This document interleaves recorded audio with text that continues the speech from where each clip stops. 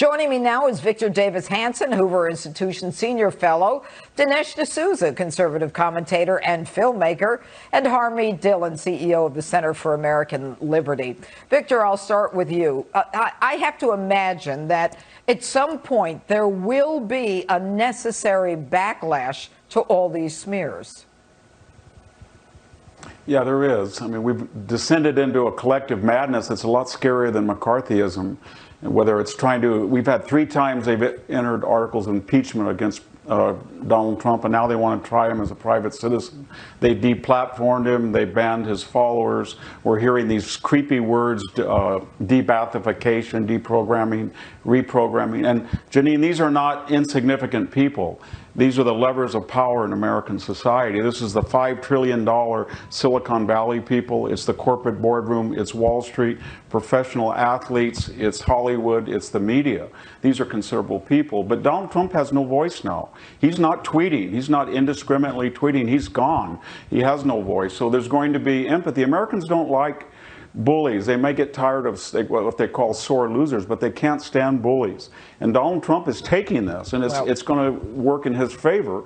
And I think you're going to have a backlash. You can't have a clarion call that say we're going to have blanket amnesty in a time of lockdowns when people can't get vaccinated and they're terrified of this pandemic, and then 8,000 people are going to cross without any background check an open border. This is madness, and this is all about prepping for this new agenda that's going to come out in 2 weeks. It doesn't poll well, whether it's a new Green Deal or packing the court or a national new voting law. So smearing people as racist is a political ploy to scare people so they can steamroll this agenda in 2 weeks.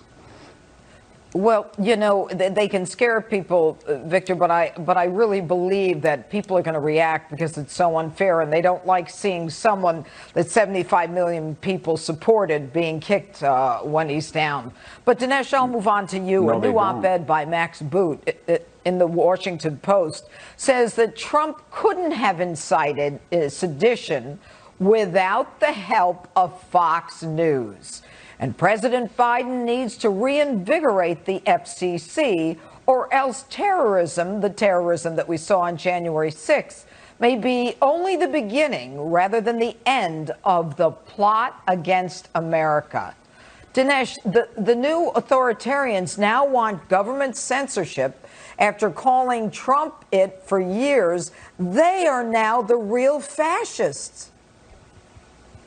Yeah, I think it was George Orwell who described socialism as a boot, perhaps he could have said a Max boot, stamping on a human face forever. And fascism, which is one variation of socialism, is when the government works in collusion with private industry and private agencies to carry out the state's bidding. So this is basically what Boot is advocating. He's calling for the government, through the FCC, to muzzle the political critics, the most influential political organ that is critical of the Biden administration. And this is a pure undermining of the kind of give and take of criticism that is essential to the democratic process. Essentially, Boot is advocating a new form of fascism.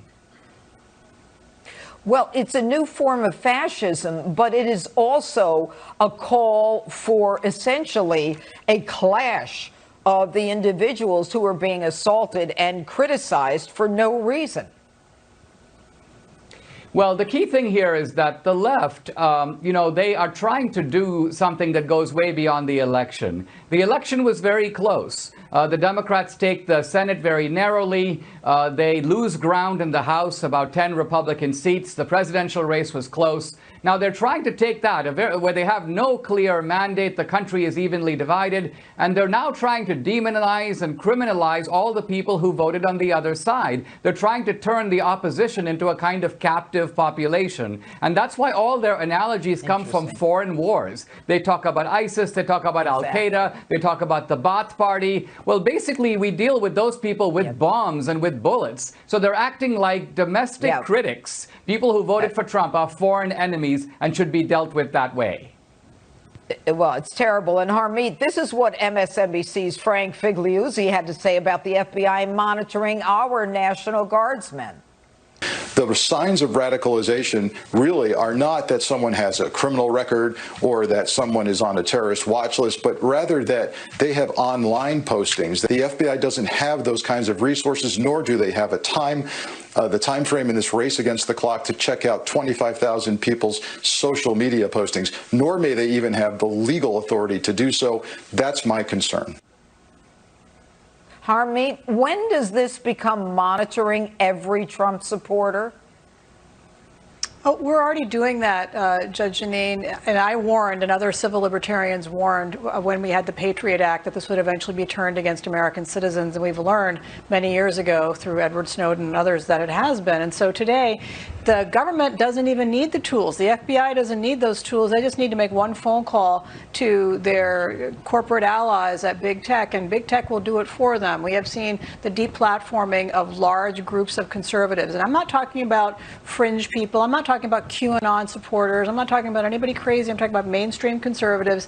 They are shutting down the means of communication. Right. And this is what foreign governments do right before they crack down on their citizens, is they jam the airwaves, they cut off the means of communication. So we have already been having surveillance of our citizens for many years. And now that the left is taking control of that information, we already have, I think, a politicized FBI. I think only bad things are going to come. And I wish I could say that Americans are going to rise up and Americans are going to be alert about this. But remember that our country was, people did not stand up as much as they should have against McCarthyism. They did not stand up when Japanese American citizens were put into camps with the paranoia and fear there. Mm-hmm. And we are very much living through a unprecedented demonization of half of the United States right now, and the other half is jeering and cheering and controlling the airwaves as well. So I think this is a huge civil rights crisis of epic proportions. Whether you're left or you're right,